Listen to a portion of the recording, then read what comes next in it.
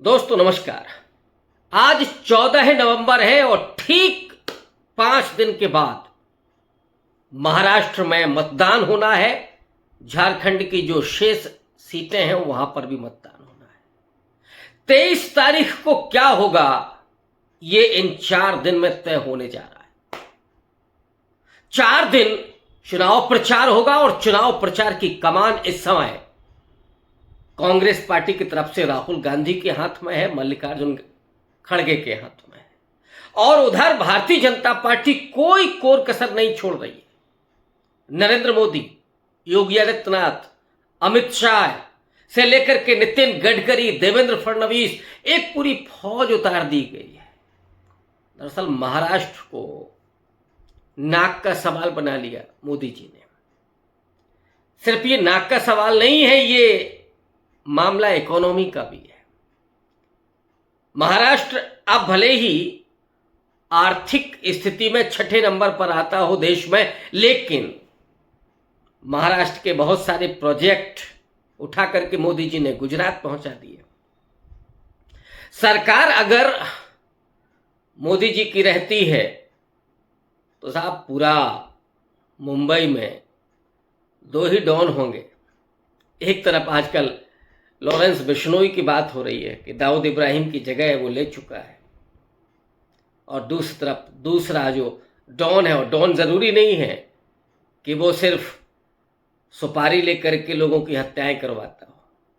Don का काम है कब्जा करना। मुंबई की धारावी पर अडानी साहब काबिज हो रहे हैं, एयरपोर्ट पर तो पहले से काबिज है। क्या महाराष्ट्र इसी तरह से लुटेगा, या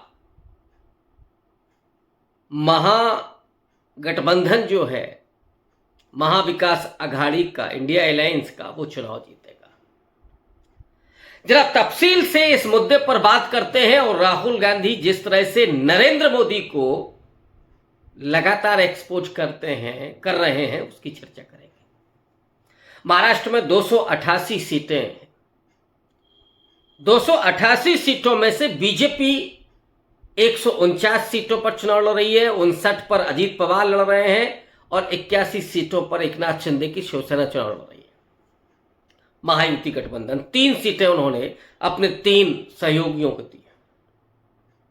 इधर महाविकास अघाड़ी है जिसमें कांग्रेस पार्टी है, शिवसेना उद्धव ठाकरे है, शरद पवार की एनसीपी है। ये मुकाबला सीधे तौर पर है, और इस मुकाबले के बीच में 2-3 महत्वपूर्ण इशू। राहुल गांधी जिस मुद्दे को उठाना चाहते थे, शुरू में ऐसा लग रहा था कि यह मुद्दा कारगर साबित नहीं होगा, चुनावी इशू नहीं बनेगा, लेकिन देवेंद्र फडणवीस और फिर नरेंद्र मोदी ने ब्लेंडर किया, एक बार फिर से हाथ में राहुल गांधी के मुद्दा थमा दिया, और वो मुद्दा है संविधान का। एक सेंट्रल थीम, चुनाव की सेंट्रल नैरेटिव संविधान बचाने का। एक तरफ संविधान बचाने की लड़ाई, तो दूसरी तरफ संविधान को खत्म करने की लड़ाई। और इस लड़ाई को जिस तरह से राहुल गांधी विश्लेषित कर रहे हैं, वो ध्यान देने वाली बात है। राहुल गांधी ये बात बार बार कह रहे हैं, मैं भी थोड़ा सा दोहराऊंगा। वो ये कहते हैं कि जो भारत का संविधान है वो सिर्फ तात्कालिक नहीं है, वो सिर्फ स्वाधीनता आंदोलन के समय का नहीं है, वो सिर्फ 1946 से लेकर के 1949 के बीच का नहीं है। ये वो संविधान है जिसमें हजारों साल की एक वैचारिक परंपरा है। वो विचार है जो मनुष्यता, समता, न्याय, बंधुत्व, करुणा, प्रेम और सौहार्द का सपना बुनती रही है।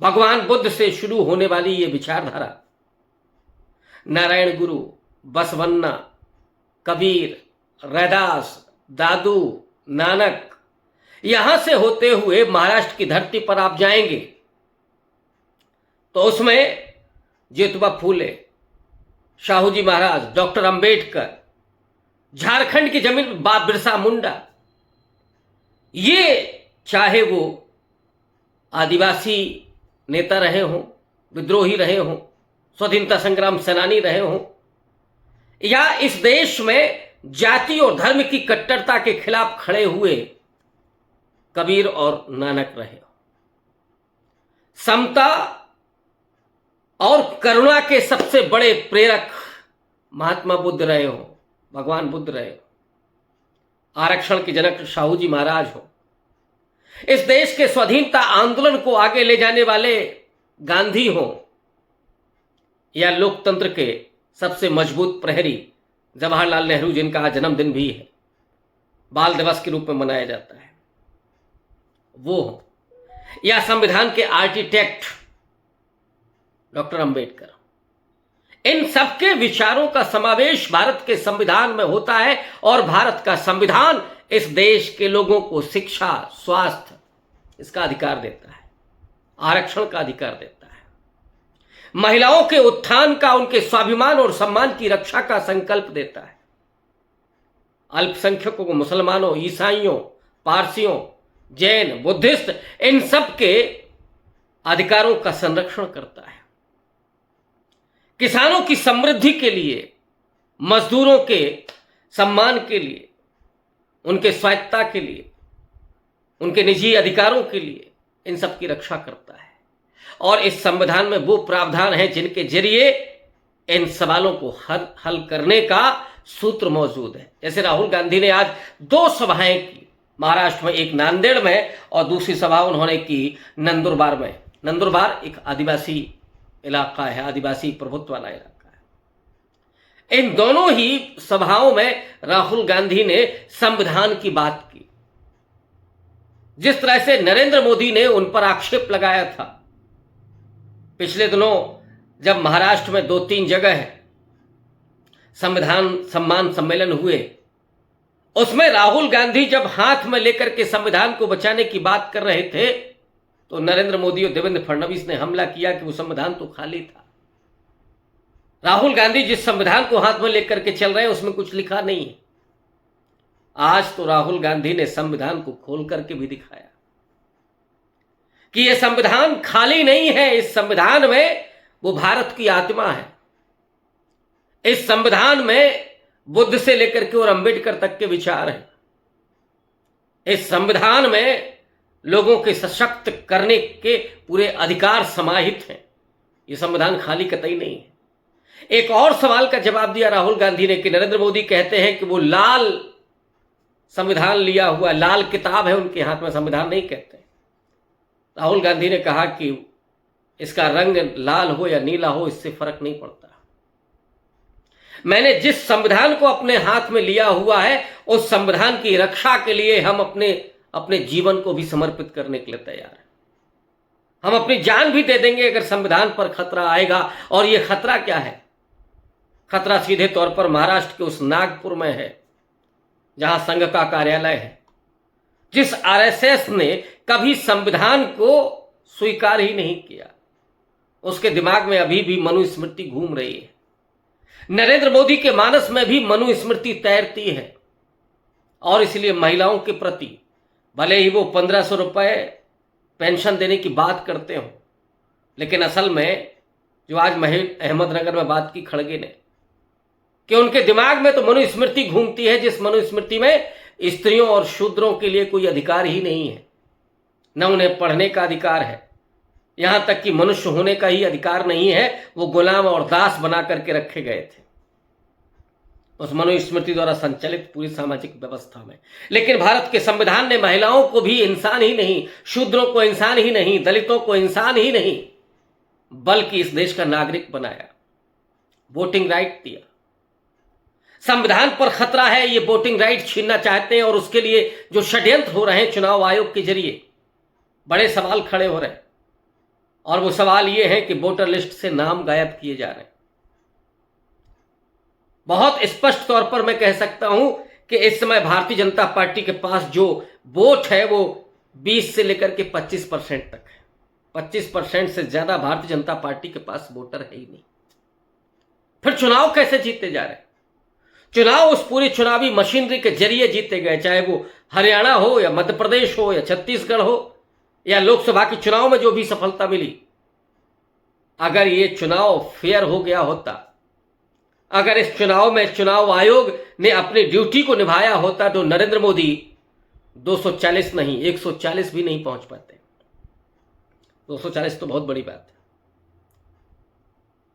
इस संविधान में वोटिंग राइट है, और जिस आजादी के पहले कुछ राजे महाराजाओं के पास वोटिंग राइट था, लेकिन नेहरू ने, अंबेडकर ने और पूरी संविधान सभा ने आम सहमति से इस देश के प्रत्येक नागरिक को वोटिंग राइट दिया। डॉक्टर अंबेडकर ने 1952 में एक बड़ी महत्वपूर्ण बात कही थी कि मैंने सारे रानियों की नसबंदी कर दी है। अब कोई भी राजा रानी के पेट से नहीं पैदा होगा, मतपेटी से पैदा होगा। राजा यानी डेमोक्रेसी में, लोकतंत्र में जो हमारे प्रतिनिधि हैं, जो विधायक हैं, जो सांसद हैं, उन्हीं में से कोई प्रधानमंत्री बनता है, कोई मुख्यमंत्री बनता है। ये जन्मना राजा नहीं होंगे, ये चुन करके जाएंगे, इनको जनता चुन करके भेजेगी। लेकिन आज जब वोट काटे जा रहे हैं, खास करके अल्पसंख्यकों के वोट, दलितों के वोट, उन ओबीसी जातियों के वोट जो ओबीसी बीजेपी के अगेंस्ट खड़ा हुआ है, उनका वोटिंग राइट खत्म करके ये डेमोक्रेसी का गला घोंट रहे। आज दुख इस बात का है कि जिनके हाथों में लोकतंत्र की रक्षा करने का दायित्व है, जो आज लोकतंत्र के रक्षक हैं, वही दरअसल भक्षक बने हुए हैं। चाहे वो चुनाव आयोग हो, या डेमोक्रेसी में जो चौथा स्तंभ माना जाता है मीडिया हो, या फिर जुडिशरी हो। जुडिशरी चंडीगढ़ का आपने देखा उदाहरण, जुडिशरी का आपने उदाहरण देखा महाराष्ट्र का, कि वो सुप्रीम कोर्ट ये तो कहता है कि महाराष्ट्र में अवैध सरकार चल रही है, लेकिन उस अवैध सरकार को बर्खास्त नहीं किया जाता। चंडीगढ़ में उस व्यक्ति को कोई सजा नहीं दी जाती है जो विपक्ष के वोटों को निरस्त कर रहा है। जुडिशरी में जज महोदय केवल भाषण देते हैं। भाषण देने का काम नेताओं का होता है, जज का नहीं होता। जज का काम होता है जजमेंट करने का। जज कभी ईश्वर के सामने खड़े होकर के समाधान नहीं मांगता, वो संविधान की किताब को पढ़ करके, कानून को पढ़ करके न्याय करता है। संविधान की रक्षा का दायित्व उस पर होता है। लेकिन जुडिशरी जिस तरह से इस देश में स्खलित हुई है, कमजोर हुई है, और उसका बड़ा कारण कि उसमें दलितों और पिछड़ों की भागीदारी नहीं है। राहुल गांधी जब इस बात को कहते हैं कि जाति जनगणना करानी है, ये देखना है कि दलितों, पिछड़ों, आदिवासियों, इस देश के 90% लोगों की भागीदारी कहां कहां नहीं है, उसे सुनिश्चित करना है। चाहे मीडिया हो, चाहे जुडिशरी हो, हायर जुडिशरी, हाई कोर्ट और सुप्रीम कोर्ट, कारपोरेट घराने हो या फिल्मी दुनिया हो, यहां पर सचिवालय हो, मंत्रालय हो, जहां पर नीतियां बनती हो, बजट बनता हो, वहां कितने दलित, पिछड़े और आदिवासी हैं। शिक्षण संस्थान किसके हाथों में है, संवैधानिक संस्थाएं किसके हाथों में है। और यह संविधान तो उन संस्थाओं के जरिए बनता है, और उन संस्थानों पर ऐसे लोग बैठ गए हैं जो लगातार उन संस्थानों का गला घोंट रहे हैं, जो मोदी के पक्ष में, बीजेपी के पक्ष में, आरएसएस के निर्देश पर काम कर रहे हैं। ये लोकतंत्र के हत्यारे हैं, ये संविधान के हत्यारे हैं, संविधान की हत्या करना चाहते हैं। और इसलिए राहुल गांधी को बार बार उन बातों को दोहराना पड़ता है कि अगर उस संविधान को बचाने के लिए अपनी जिंदगी भी दांव पर लगानी पड़ेगी तो लगाएंगे, छोड़ेंगे नहीं। संविधान में समता, न्याय, सौहार्द, प्रेम, इस सब की बात है, लेकिन ये नफरत फैलाते हैं, ये हिंसा फैलाते हैं। हिंसा और नफरत के लिए संविधान में कोई स्थान नहीं है। और इसीलिए राहुल गांधी ने आज कहा कि हमें भारत जोड़ो यात्रा करनी पड़ी। हमने नारा दिया, नफरत के बाजार में मोहब्बत की दुकान। जब राहुल गांधी ये कह रहे थे तो वो लोग जो थे, जो भीड़ थी, वो रिस्पॉन्ड कर रही थी। एक नेता की जबान, उसका भाषण तब महत्वपूर्ण होता है जब उसे रिस्पॉन्ड मिलता है। मोदी जी की तरह पूछते नहीं है कि नहीं, अरे बताइए क्या होगा, बताइए क्या होगा, बताइए। नहीं, राहुल गांधी जब बोल रहे थे तो वो भीड़ रिस्पॉन्ड कर रही थी। इसको कहते हैं कि राहुल गांधी उनके मन की बात को सुन रहे हैं, उनकी मन की बात को कह रहे हैं। नरेंद्र मोदी के मन की बात को तो आजकल उनके भक्त भी नहीं सुनते हैं। उनके पार्टी के लोग भी केवल फोटो खिंचाते हैं और उसके बाद भेज देते हैं और मन की बात को बंद कर देते हैं, नहीं सुनना चाहते। राहुल गांधी ने आज संविधान को लेकर के जो बातें कही, उन्होंने कहा कि नरेंद्र मोदी भड़क जाते हैं संविधान को देख करके। और इसको मैं थोड़ा अपने अंदाज में कहूं तो जैसे लाल कपड़ा देख करके सांड भड़कता है, वैसे ही आजकल भारतीय जनता पार्टी वाले भड़क रहे हैं। राहुल गांधी के हाथ में संविधान है, कोई जादू का पिटारा नहीं है, जिंदा संविधान है। और जिंदा मैं इसलिए कह रहा हूं कि उसके अनुच्छेद, उसके प्रावधान, उसका कानून इस देश के लोगों को सशक्त बनाने के लिए है, उनको अधिकार देता है। जो कभी मूक बधिर कमजोर होते थे, वंचित होते थे, आदिवासी होते थे, जिनको वनवासी बनाना चाहते थे नरेंद्र मोदी, उस आरएसएस के सामने तन करके कोई आदिवासी खड़ा हो सकता है अपने जंगल जमीन के अधिकारों के लिए। राहुल गांधी ने यह भी कहा कि इस संविधान में कहीं नहीं लिखा है कि आप 1 लाख करोड़ रुपया का फायदा अडानी को करा दीजिए। इस संविधान में के जरिए तो हमने भूमि अधिग्रहण कानून लेकर के आए। इस देश के किसानों की तरक्की में अगर उनकी जमीनें हम ले रहे थे तो 4 गुना दाम दे रहे थे, और भूमि अधिग्रहण बिल का बड़ा फायदा हुआ किसानों को।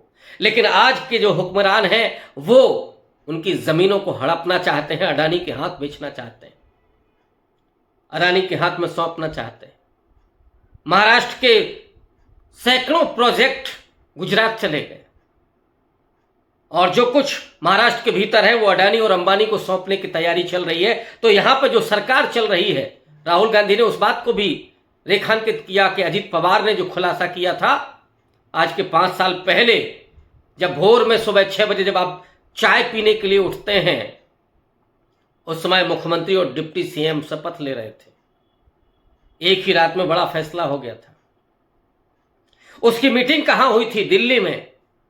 और मीटिंग कराने वाला कौन था? अडानी। राहुल गांधी ने आज बड़ा आरोप लगाया कि यह सरकार तो अडानी के जरिए छीनी गई है, चोरी की सरकार है।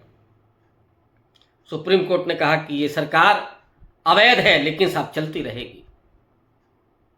और उसी अडानी के जरिए फिर से महाराष्ट्र की सरकार को हड़पने की साजिश की जा रही है, खेल करने की साजिश की जा रही है। एक पत्रकार का आरोप है कि 3400 करोड़ रुपए झोंक दिया गया है महाराष्ट्र में। लेकिन राहुल गांधी ने उस पूरे इशू को जिस तरह से सामने रखा है, संविधान को बचाने का मुद्दा, और ये जो मुद्दा है वो नरेंद्र मोदी के लिए बहुत मुश्किलें पैदा करने जा रहा है। कोई जवाब नहीं है कि ये खाली नहीं है। आज खोल करके दिखाया कि देखिए इसमें अनुच्छेद है। और राहुल गांधी ने यह भी कहा कि दरअसल मोदी जी को इसलिए नहीं मालूम क्योंकि उन्होंने कभी पढ़ा नहीं, वो संविधान को नहीं मानते हैं, वो तो मनुस्मृति को मानने वाले लोग हैं। आरएसएस ने तब भी विरोध किया था और आज भी वो संविधान के पक्ष में खड़ा हुआ नहीं है। संविधान के जरिए उसने वो तमाम ताकतें हासिल की हैं, संवैधानिक संस्थाओं पर कब्जा किया है, सत्ता तक पहुंचे हैं, लेकिन उसी सत्ता के जरिए वो संविधान का गला घोंटना चाहते हैं। राहुल गांधी जब ये बात कह रहे हैं तो महाराष्ट्र का चुनाव रेत के मानंद उनकी मुट्ठी से खिसक रहा है। मोदी जी को लगता था कि आसानी से इस चुनाव को जीत लिया जाएगा, लेकिन वो बाबा साहब डॉक्टर अंबेडकर की धरती है, उस पर संविधान इतना बड़ा मुद्दा आज की तारीख में बन चुका है। और अडानी का मुद्दा कि जिससे पैरों तले की जमीन खिसकने लगी है। अब भाजपा को सहारा सिर्फ वोटर लिस्ट से गायब नामों के जरिए है, उनको सहारा उस पैसे की ताकत के जरिए है, मीडिया के जरिए गुमराह करने की है, चुनाव आयोग के पक्षपात रवैये की है। लेकिन क्या महाराष्ट्र की जनता ये बर्दाश्त करेगी? वो स्वाभिमानी मराठी जनता क्या इसको बर्दाश्त करेगी? शुक्रिया।